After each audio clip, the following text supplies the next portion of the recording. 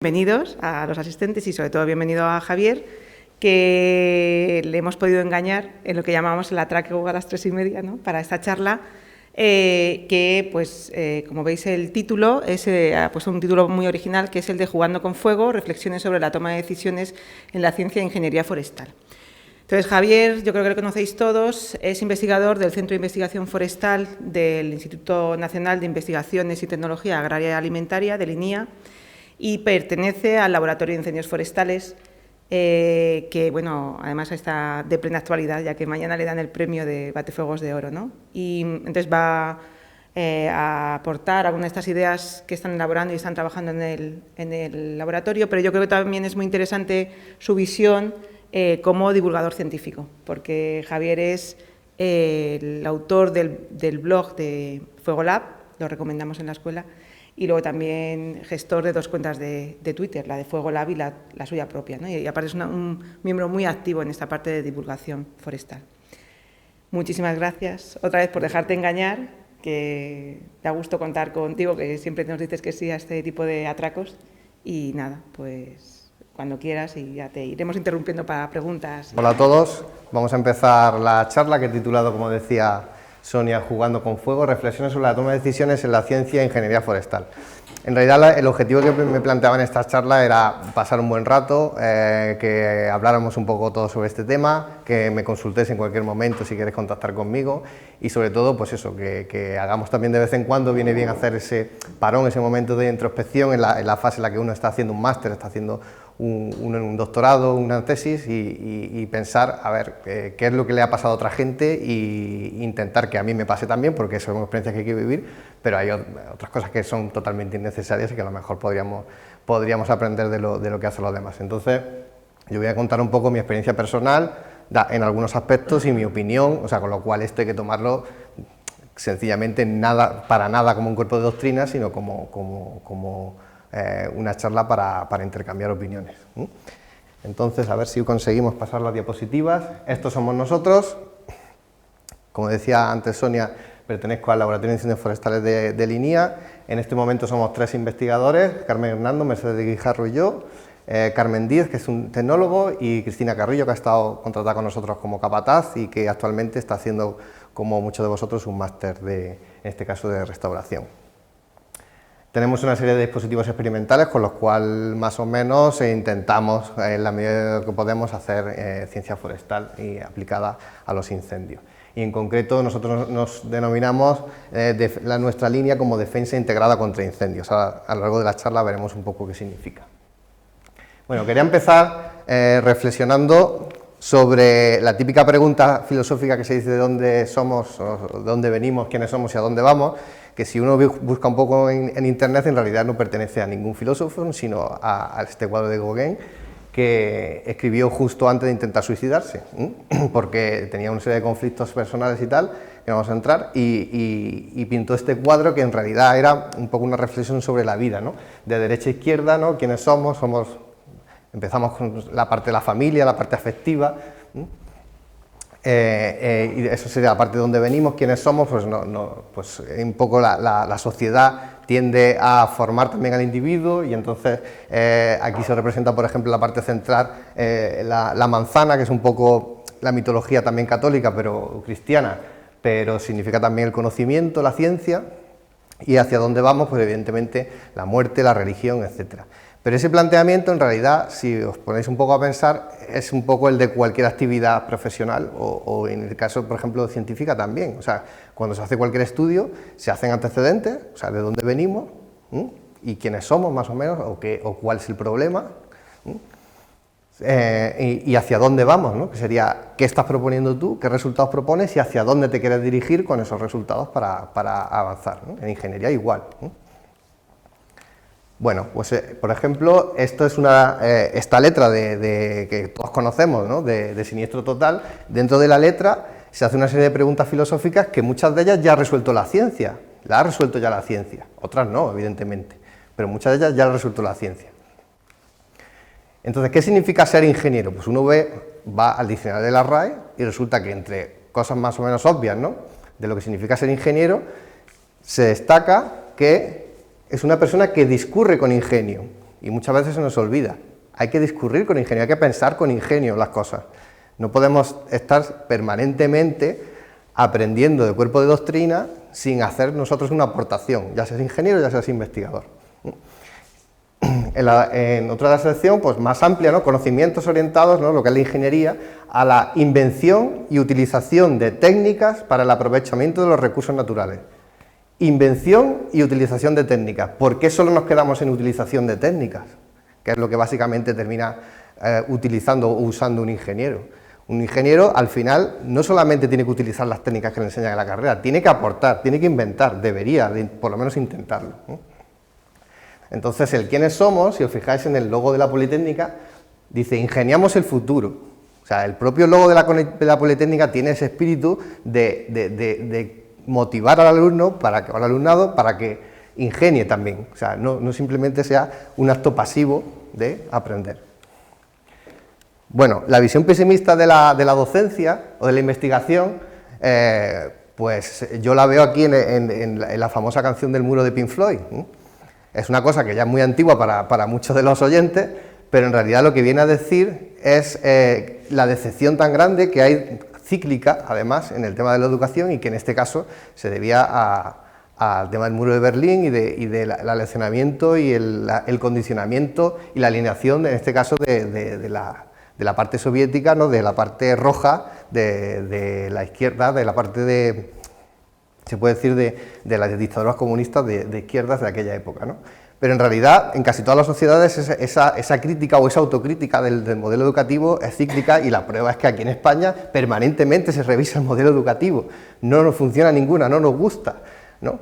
Y una de las cosas que, en este caso, Roger Waters, el autor de la canción, destaca, es que dice que es muy nihilista, o sea, es muy pesimista, no necesitamos educación, es el alumno el que tiene que dejar, de alguna forma, de influenciarse por el profesor y que no tenga ese control mental, ¿no? No necesitamos control mental.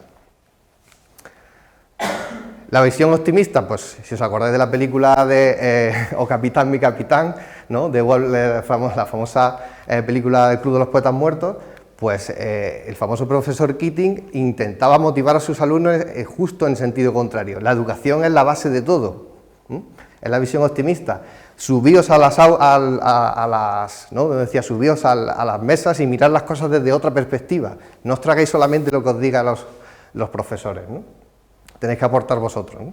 Y esta frase muy bonita de un poema de Walt Whitman, fui a los bosques porque quería vivir a conciencia, quería vivir a fondo y extraer todo el meollo a la vida, ¿no? Y dejar de un lado lo que no fuese vida para no descubrir en el momento de mi muerte que no había vivido. O sea, es el carpe diem, es el aprovechar el momento, y es el que a mí me da mucha rabia, que muchos alumnos están continuamente pensando en el futuro, en qué voy a ser de mayor, cómo voy a ejercer mi profesión, y no disfrutan de lo que están viviendo en ese momento como estudiantes, que es estar en contacto con profesores que saben muchísimo, que les pueden aportar muchas cosas, que son historias realmente de su disciplina.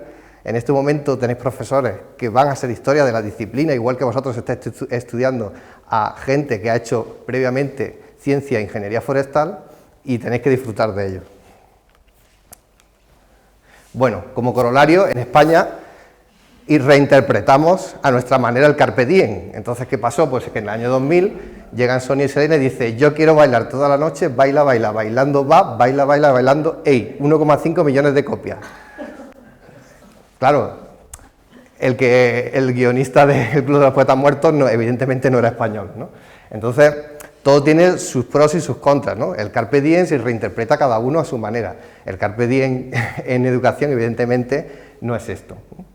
Pero esto también tiene que funcionar. O sea que si a la gente le gusta bailar, pues también tiene que parte de su vida dedicárselo a esto. No todo es el trabajo.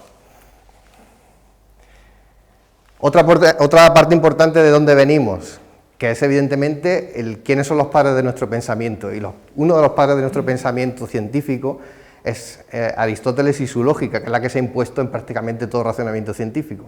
Y una cosa importante que a mí me interesa de lo que decía Aristóteles es el problema de enfrentarse a un dilema. El problema de enfrentarse a una cosa que tiene dos soluciones, dos alternativas, y que es la persona la que se tiene que decidir por una de las dos. Es en este caso, el ingeniero, en el caso de que haya un dilema de elección, pero en realidad ha pasado a lo largo de toda nuestra vida. Siempre nos hemos enfrentado a dilemas de este tipo. O sea, nos hemos enfrentado a situaciones en las que había que elegir, en bachillerato, ciencias o letras. Por ejemplo, ¿no? En la carrera, ¿qué carrera elijo? ¿No? Siempre normalmente dudando entre algunas, ¿no? Pero sobre todo al final, una u otra, dependiendo de otras circunstancias externas, pero también, ¿me caso o no me caso? ¿Soy homo o hetero? En fin, hay muchas dudas, muchos dilemas. Eso, y en ciencia pasa igual y lo vamos a ver ahora. A la hora de los gustos igual, o sea, nosotros a la hora de decidirnos por algo, a la hora de decidir qué es lo que queremos hacer, nos lleva mucho o la racionalidad o la espiritualidad o la emoción. Entonces, eso también va a condicionar nuestros actos y va a condicionar cómo enfoquemos nuestro futuro como ingeniero o como científico.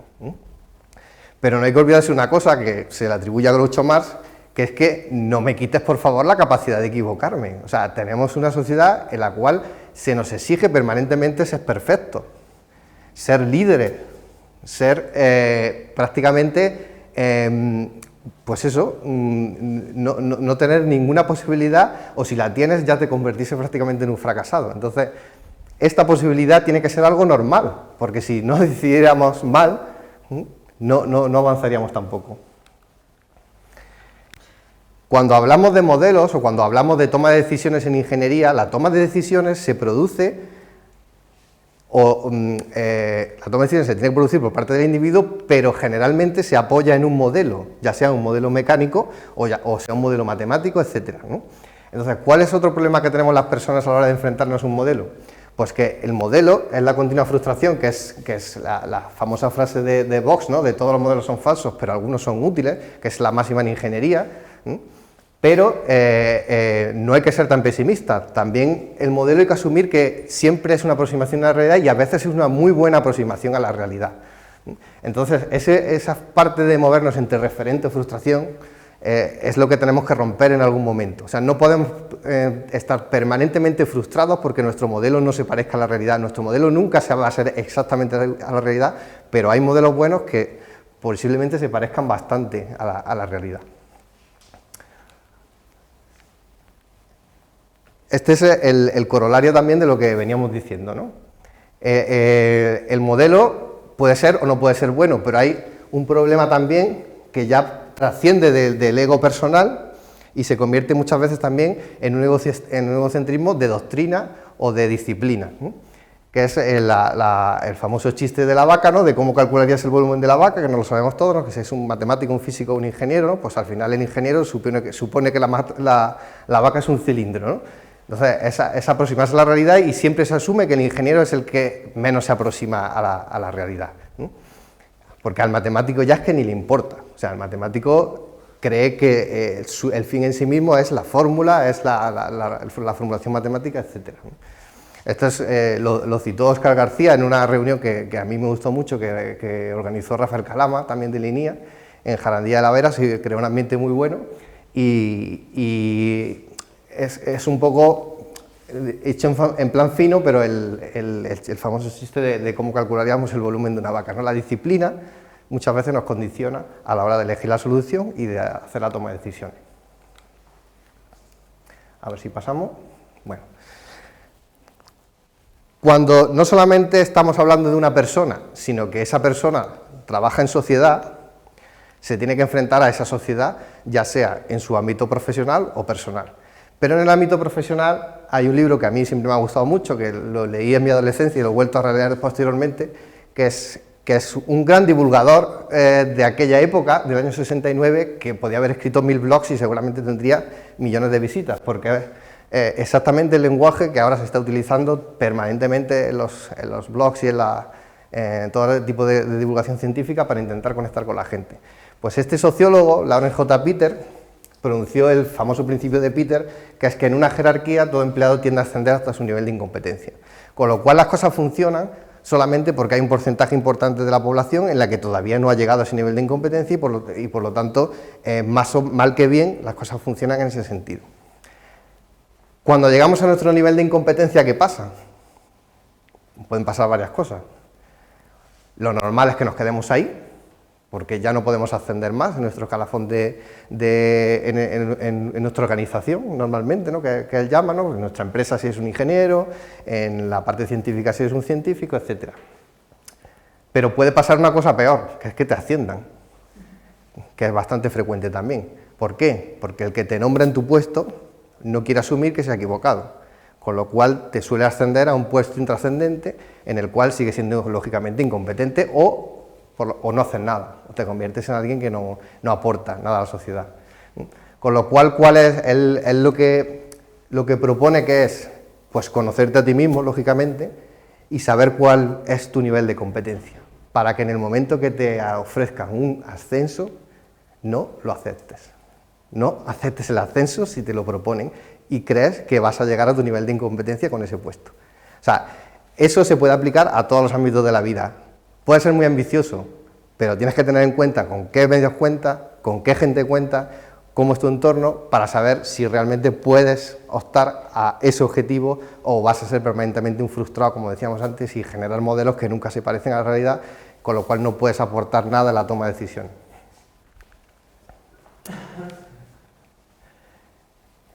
Algo más perverso aún que el principio de Peter es lo que él llama el inverso de Peter. Estamos rodeados de inversos de Peter. Por favor, pensad un poco en quién os rodea y muy probablemente un porcentaje muy alto son competentes aparentemente, pero son lo que él llama inversos de Peter. Gente que ha invertido la relación medios-fines. Aparentemente son competentes, para el sistema son competentes, pero en realidad lo que hacen es utilizar para aparentar esa competencia los medios y no los fines. Y pongo un ejemplo, que lo he puesto en alguna entrada mía. Ahora mismo nos obligan, y digo obligan, a publicar. ¿Es necesario? Sí. Digo a nivel científico. Pero se puede dar la circunstancia de que la gente solo investigue para publicar. Y estamos rodeados de gente que hace investigación con el único y exclusivo objetivo que publicar. Porque lo que importa es la cantidad y no la calidad, o las dos cosas, cantidad y calidad, pero básicamente la cantidad, porque es la forma en la que nos premian, en la que conseguimos ascensos, ya sea económicos o de puesto de trabajo. O en el caso de gente que está aspirando a tener ese puesto de trabajo, es lo que te exigen al menos para pasar ese filtro. Por lo tanto, estamos invirtiendo en medios fines. ¿Cuál es el fin de un investigador? El fin de un investigador es hacer ciencia. No es hacer papers, que es el medio para hacer ciencia. Si tú solo haces papers, puede llegar un momento en el que pierdas la perspectiva de tu objetivo y no estés trabajando para tu organización, que es para quien te paga, que en este caso pues, la mayoría de nosotros es el Estado. Nosotros somos funcionarios, la gente que nos dedicamos a investigación, o contratados, pero que dependen indirectamente del Estado, y tenemos que generar ciencia para la sociedad. Si tú lo único que haces es engordar tu currículum propio, medios, papers, al final eres muy competente, tienes un currículum buenísimo, estás en todos los listados, pero corres el riesgo de invertir esa relación, medios fines, tú mismo. O sea, yo no estoy señalando a nadie, digo que esa reflexión hay que hacerla en algún momento de la vida, y en ingeniería pasa igual. Si en ingeniería tú estás en una empresa y te dedicas simplemente o a mover papeles, como el chiste de Forger, o a reproducir situaciones conocidas y no aportar con ingenio, no estás siendo ingeniero, estás invirtiendo en relación medios-fines. Esto para mí es crítico para casi todo en la vida, y lo suelo comentar siempre porque no tiene por qué ser verdad, pero en mi opinión esto es así.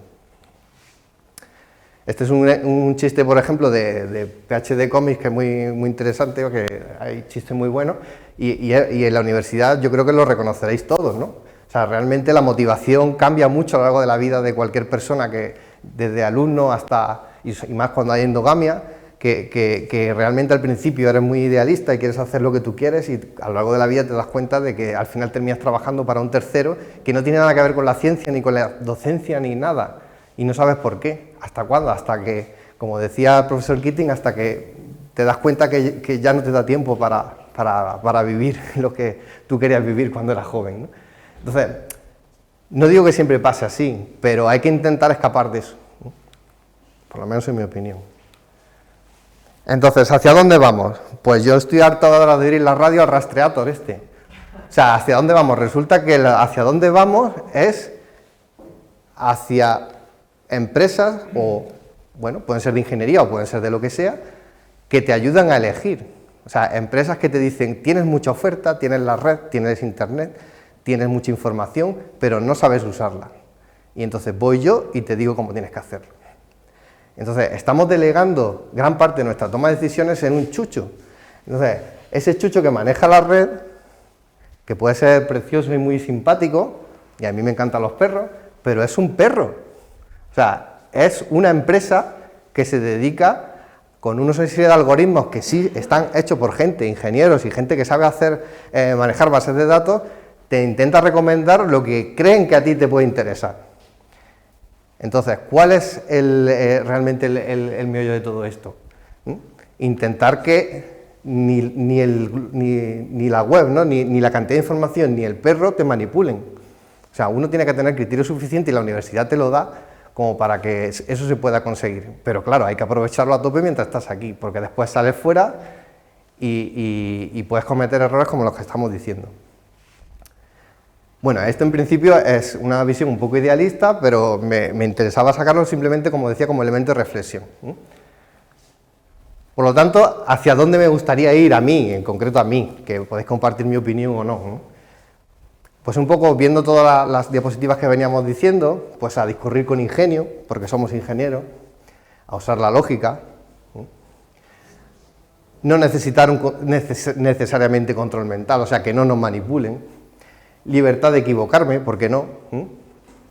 Huir del egocentrismo profesional, aproximarme a la realidad, asumir que solo estamos aproximándonos a la realidad no es modelable, y evitar esa inversión de Peter, que desde mi punto de vista es lo que más nos puede engañarnos a nosotros mismos de que creemos ser competentes, pero en realidad no lo estamos siendo. Bueno, esa es la visión general. Vamos a ver algunos ejemplos de lo que sería aplicado a lo que nosotros hacemos en el laboratorio, ¿no? Entonces, por eso lo he titulado Jugando con Fuego, simplemente el típico juego de palabras. Y os voy a poner algunos ejemplos de toma de decisiones en los que estamos intentando ser creativos y aportar en la medida de lo que podemos nuestro granito de arena a la ciencia forestal. Como decía antes, la defensa integrada es el concepto que a nosotros nos gusta autodenominarnos como línea de investigación, y la definimos como aquellas actuaciones técnicas, socioculturales, políticas, necesarias para encontrar ese balance eficaz entre el desarrollo sostenible, la protección de recursos y la gestión de los incendios. Claro, casi nada, es muy difícil todo esto, ¿eh? Pero por eso hay que ser muy creativo. Y hay que hacer investigación, lógicamente. Investigación, el problema es que en este tipo de investigación casi todo lo hacemos desde la parte pública y nosotros estamos demandando que es necesario también que este I+D se haga desde el sector privado, porque es muy difícil compatibilizar extinción, regeneración, prevención en un contexto de cambio climático, de gestión forestal sostenible, y que eso encaje. Es difícil, pero el reto está ahí. Como decía, el cambio climático ahora lo va a cambiar también todo, y nos va a obligar a replantearnos muchos modelos que teníamos hasta ahora, que nos ayudaban a tomar decisión y que no tiene por qué ser válidos, ¿no? En nuestro caso, el punto crítico es el tema de la severidad. ¿Por qué? Y hay un proyecto ahora que justo vamos a empezar a trabajar ahí. Ya se lleva trabajando en otros países bastante sobre este tema, pero la severidad vemos que es el punto crítico, porque se está llegando a un punto en el que ya se asume que el área y la superficie afectada por los incendios va a ser inevitable, independientemente de la inversión que tengamos. O sea, el cambio climático va a hacer que la disponibilidad de combustibles y el aumento de frecuencia de fenómenos meteorológicos extremos va a ser muy difícil que, por mucha actuación que nosotros hagamos sobre los combustibles a nivel de tratamiento preventivo o incluso de gestión en grandes superficies, ya hay simulaciones al respecto, de cambios de uso y aprovechamiento muy intensos y tal, aún así siempre va a haber grandes superficies de afectación. Pero grandes superficies de afectación no quiere decir grandes severidades, y aquí es donde vamos, ¿no?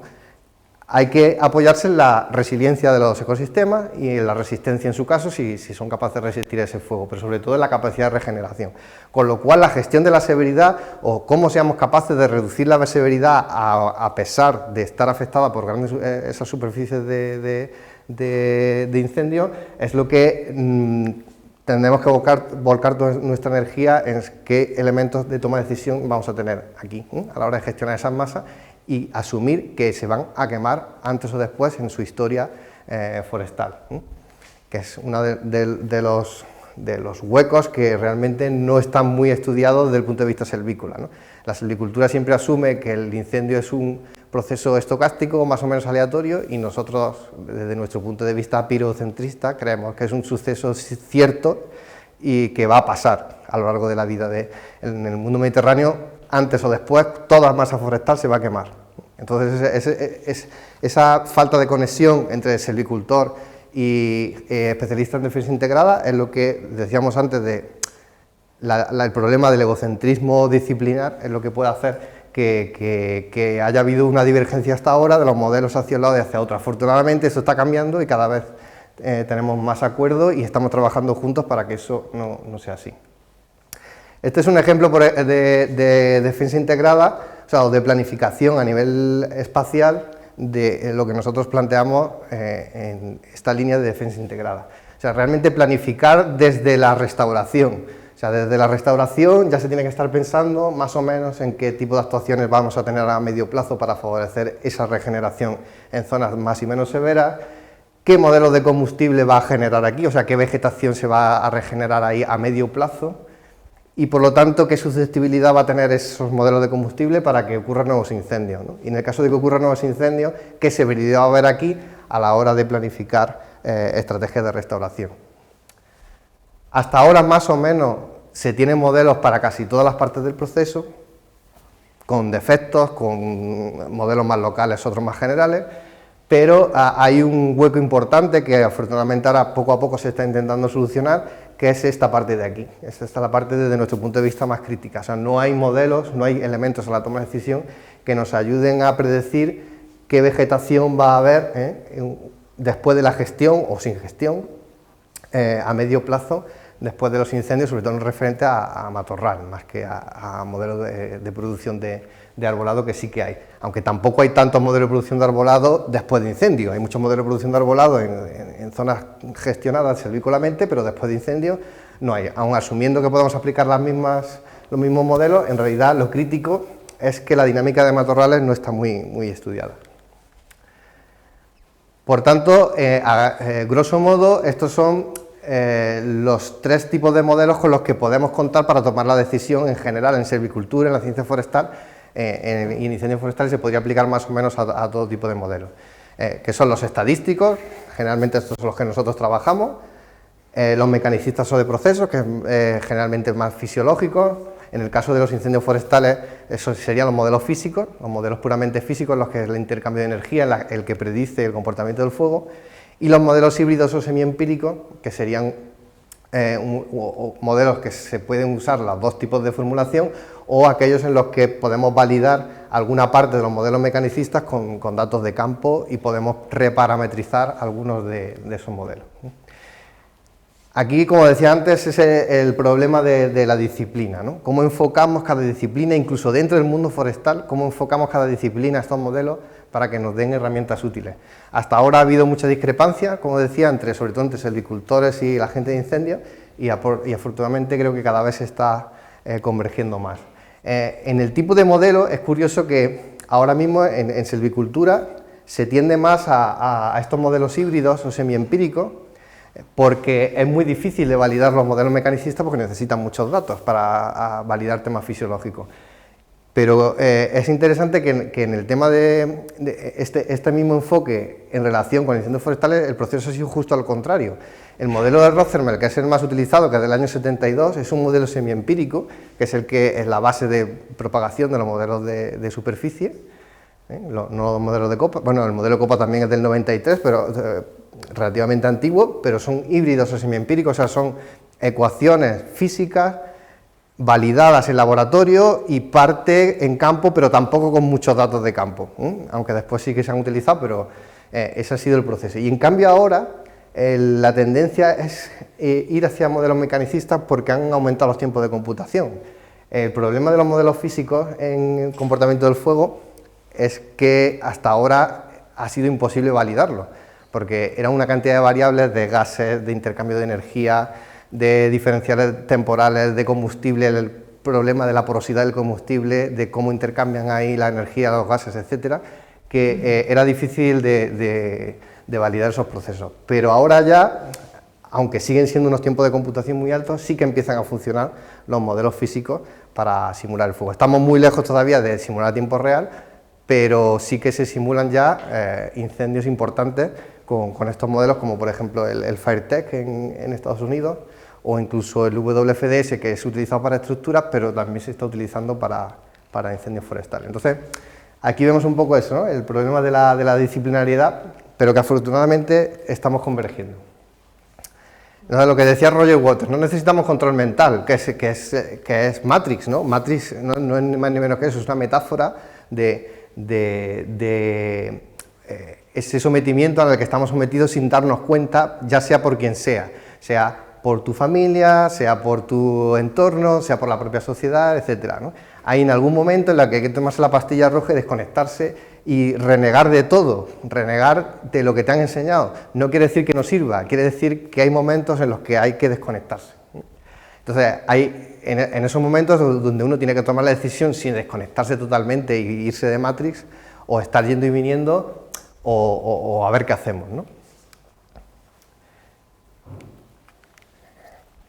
Otra de las frases que comentaba al principio, discurrir con ingenio, ¿no?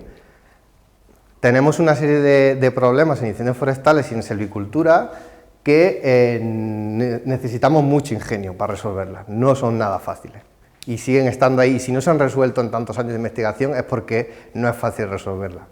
La realidad es difícil de modelizar, encontramos aproximaciones, pero incluso en estos casos hay aproximaciones que no terminan de ser buenas, ¿no? Aparte del problema de convivir con el fuego en un momento de cambio climático, lo que es que no hay modelos porque hasta ahora no nos hemos encontrado con ese problema, no hay ese dinamismo de los modelos de combustible, o sea, de la vegetación aplicada a incendios, no existe, y es difícil. ¿Por qué?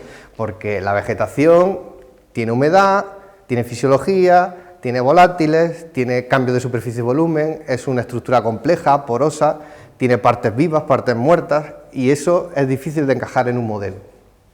Si a eso le añadimos que los mapas de los modelos de combustible se hacen con cargo de inventarios, y esos inventarios son una foto, en definitiva, del momento en el que has hecho el inventario, ¿cómo extrapolar eso a medio plazo? ¿Cambian o no en el tiempo esos modelos significativamente de biomasa, de tipo de biomasa que hay aquí, de cantidad de finos, de más gruesos, más finos? ¿Cómo cambia la humedad de los combustibles a lo largo del verano? Hay datos de satélite, sí, pero no están validados la mayoría en campo, con lo cual no podemos saber si esos combustibles, si hay especies que cambian más o menos. En una celda de 20 por 25 metros o de 30 por 30, que es lo que se hace cartografía, ¿cuántas especies hay? ¿Podemos aplicar una media ponderada? Es complicado, ¿eh? Es complicado hacer modelo de combustible en general, pero aun si encima le queremos dar dinamismo es muy difícil. De hecho, no se ha hecho, nunca. O sea, el único dinamismo que hay ahora mismo en los modelos de combustible es con las herbáceas y muy somero. O sea, simplemente decir que en otoño y en primavera están húmedas y en verano están secas. O sea, una cosa como muy simple, ¿no? Y por supuesto la aproximación eterna en el caso de incendios forestales, los fuegos de copa. Los fuegos de copa es una aproximación que se sigue haciendo a nivel local, que hay modelos más o menos físicos o semiempíricos que funcionan, o que funcionan razonablemente, pero la dificultad de experimentación y la dificultad de coger datos en incendios reales hace que estemos permanentemente en la aproximación eterna, no seamos capaces de conseguir un buen modelo de propagación por copa en el mundo, ¿no?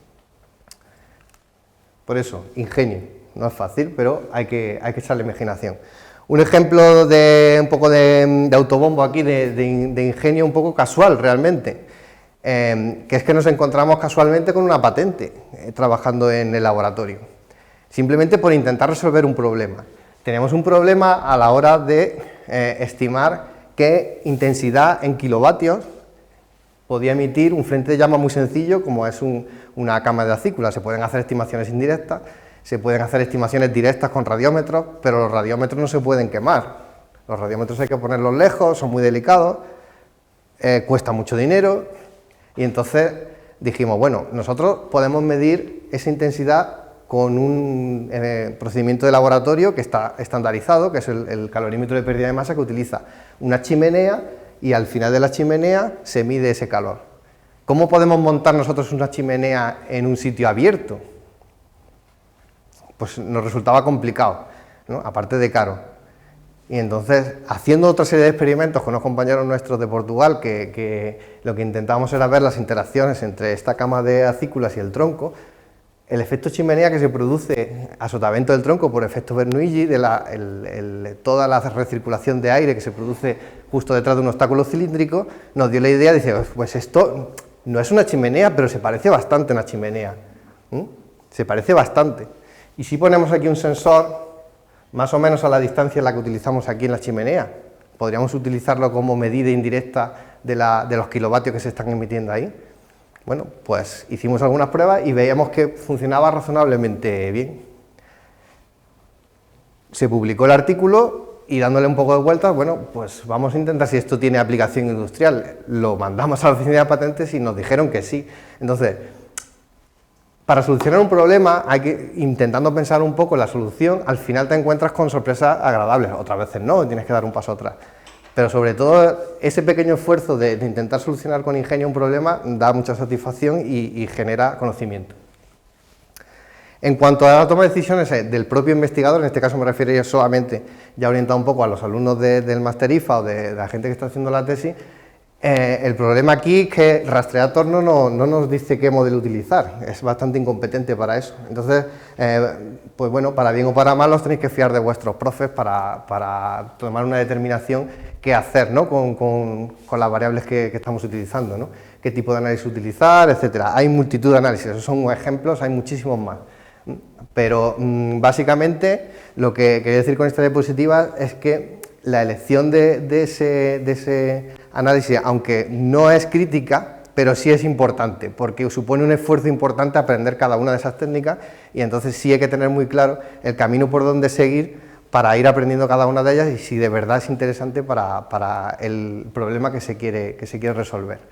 ¿Por qué? Porque, como todos sabemos, el principio de parsimonia es importante y el principio de parsimonia, desde mi punto de vista, es la dicotomía esa entre ser un inverso de Peter en ciencia o equivocarme. O sea, si tú aprendes muy bien una técnica, al final probablemente casi todo lo puedes resolver con esa técnica estadística, pero puedes llegar a ser incompetente porque en realidad estás mezclando medios con fines, ¿no?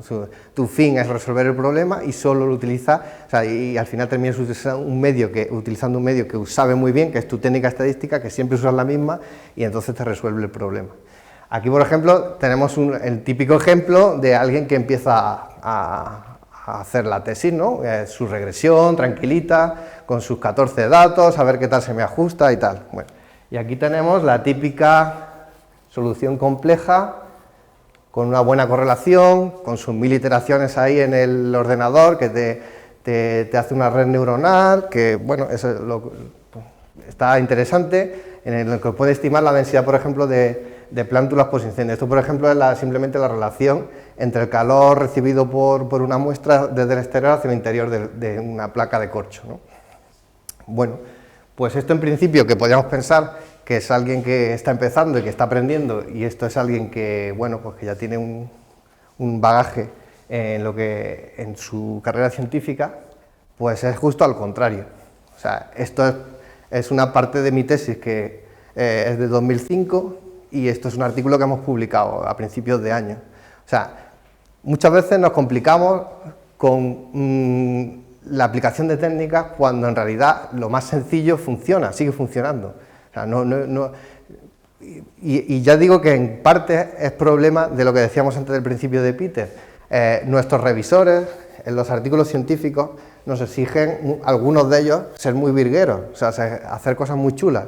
Y muchas veces tienen que ver con la técnica, cuando en realidad lo que es interesante es el resultado, independientemente de la técnica. Y es verdad que muchos revisores te echan para atrás artículos por hacer una cosa muy sencilla, cuando en realidad ellos mismos están perdiendo, pero ¿qué más da que sea sencilla? Si es que tú lo que pretendes demostrar, aunque sea sencillo, no lo ha hecho nadie antes. Si nadie lo ha hecho antes, ¿por qué no va a ser sencilla la solución?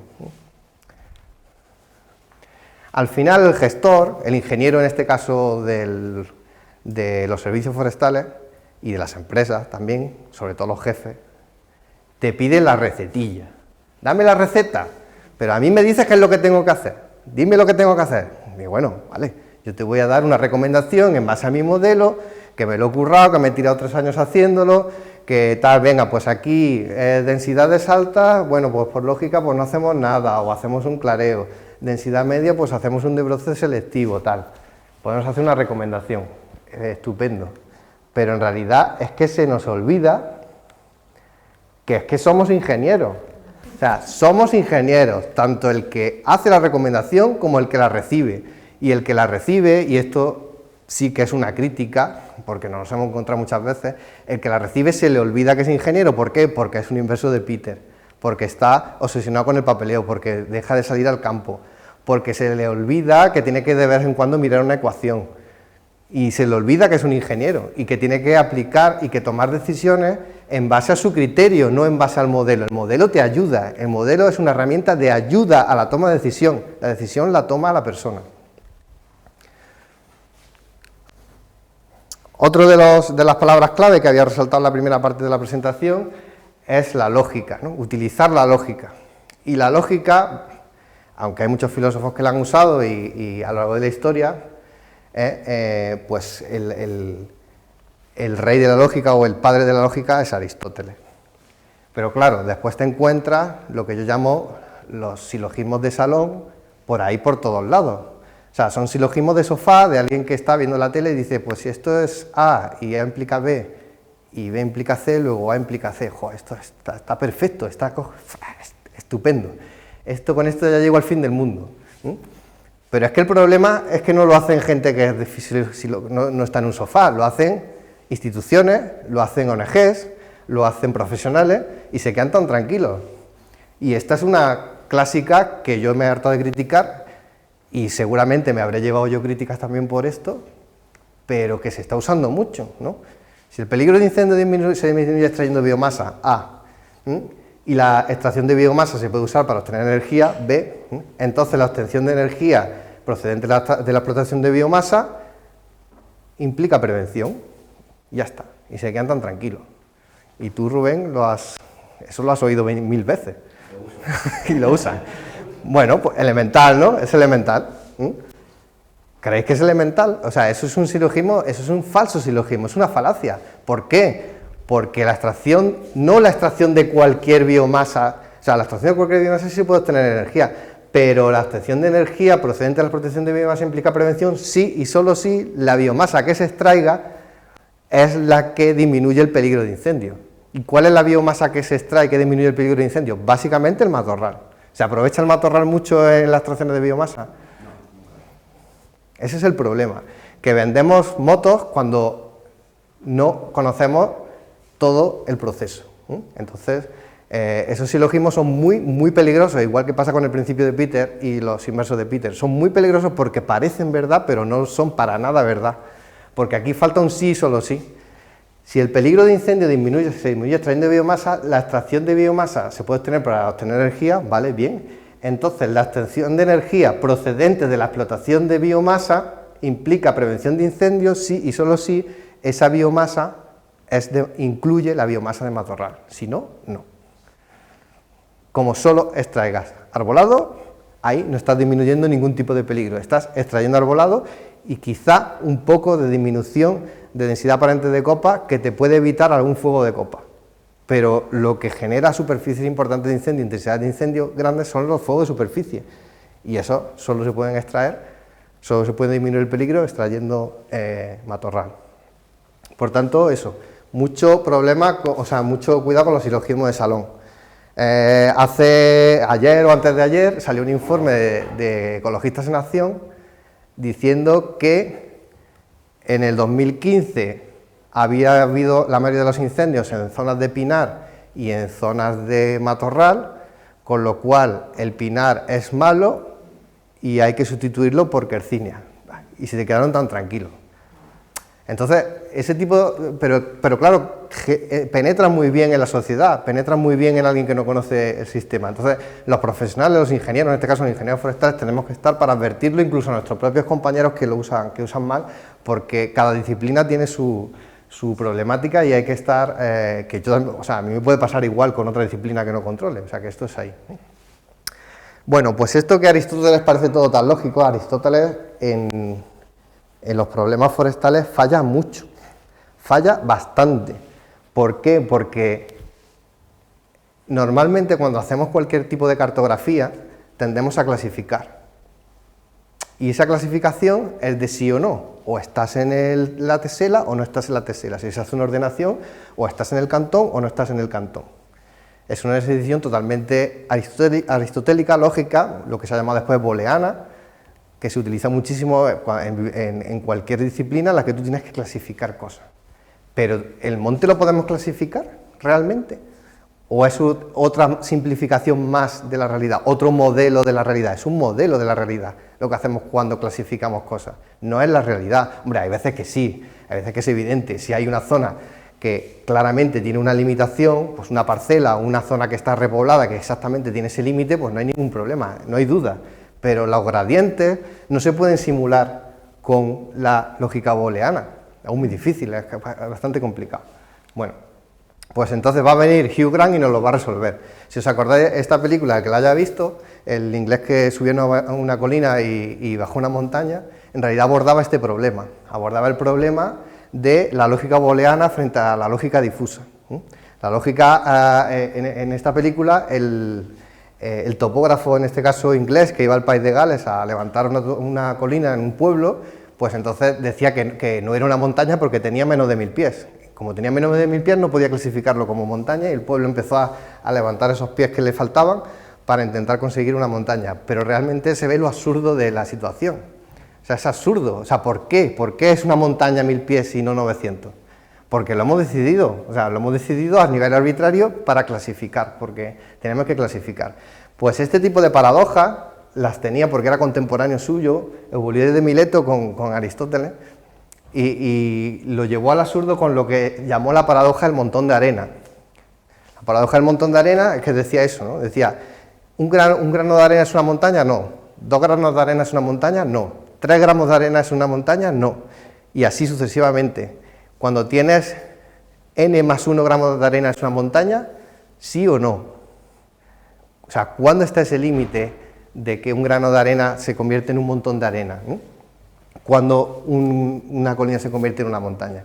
Bueno, pues esa lógica en la que los gradientes tienen que ver con la clasificación, o sea, no me da la gana clasificar aquí en medio porque no lo sé, lo resolvió el matemático Zade en el 65, creando lo que se llamó la lógica difusa.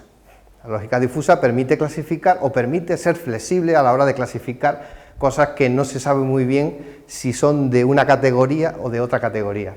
Aquí, por ejemplo, tenéis un ejemplo de clasificación de un mapa con lógica booleana, o sea, de la clásica, y con lógica difusa. Tiene se parecen, como es lógico, se tienen que parecer porque hay cosas que son claramente así, pero hay áreas que no son exactamente iguales. Esta zona difusa de aquí es lo que posibilita tomar decisiones o no. Nosotros, por ejemplo, lo estamos aplicando a la planificación de áreas cortafuegos, o lo que vulgarmente se llama fajas auxiliares, o aquellas zonas en las que se realiza o un cortafuegos o una faja de prevención a lo largo de un camino, y en la que realmente normalmente se tienen criterios muy uniformizantes, es decir, 25 metros. Venga, pues 25 metros a lo largo de todo el camino. ¿Y por qué 25 metros exactamente? 25 metros o 50 metros.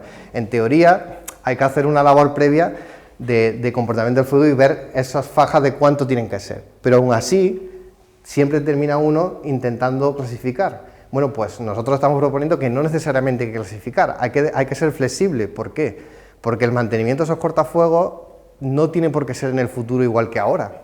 Ahora se están implantando otras técnicas, pastoreo controlado, la propia quema prescrita, que no tiene por qué ser tan uniformizante como un desbroce. Un dobrozo, un operario, tú sí le puedes decir aquí hazme 20 metros y bueno, tampoco te lo hace exactamente igual, pero a una cabra tú no le puedes decir aquí hazme 15 metros, a no ser que le pongas la cerca exactamente por el mismo sitio donde tú quieras. Y ya una quema prescrita ni te cuento, hace lo que quiere más o menos dentro de unos límites. Entonces por eso es lo que yo denomino, hay que tener flexibilidad para equivocarme, porque sé que me voy a equivocar. En cualquier decisión siempre va a haber una parte de error y otra parte de acierto, pero si el modelo es flexible, la toma de decisiones es evaluable y mejorable a futuro. Si el modelo no es flexible, nos vamos a encontrar con reformulaciones constantes del modelo hasta que ajustemos o intentemos ver cuál es el que funciona, ¿no? En definitiva, o sea, ser flexible, ser agua, adaptarse a todo lo que nos encontremos, y como decía a lo largo de la presentación, tener en cuenta una serie de cuestiones que yo creo que son vitales para la vida, pero también para la vida profesional. Eso era todo lo que quería contar.